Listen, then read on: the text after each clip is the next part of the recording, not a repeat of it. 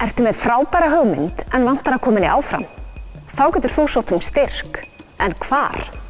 Styrkir eru alls konar. Þeir geta verið opinberir styrkir, styrkir frá fyrirtækjum eða félagasamtökum. Áður en ráðist í umsóknir skaltu kynna þér vel styrktarsjóði og úthlutunarreglur. Kynntu þér reglur sjóðsins og markmið. Hugsaðu hvernig þú getur hjálpað sjóðnum að ná markmiðum sínum. Þetta er samstarf.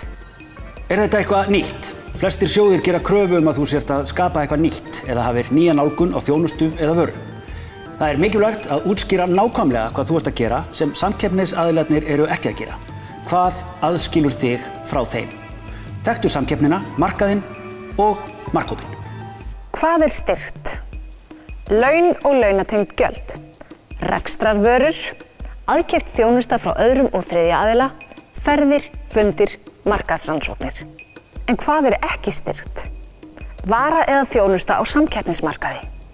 Kaup á húsnæði og tækjum. Vertu skýr í umsókninni. Minna er meira. Seldu þig og hugmyndina þína. Samfæringarkraftur og persónulegur stíll hjálpar. Talaðu hvaða ávinning verkefnið getur skilað.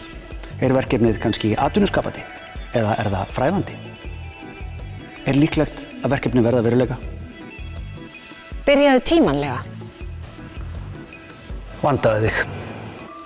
Styrktarumsóknin þarf að vera raunhæf. Enginn sjóður styrkir verkefnið 100% svo þú verður að leggja til eigið framlag. Trúverðugleiki er lykilatriði. Hugsaðu stórt en byrjaðu smátt. Landshlutasamtök veita stuðning til frumkvöðla á öllum stigum nýsköpunar. Kannaðu málið og pantaðu ráðgjöf hjá okkur.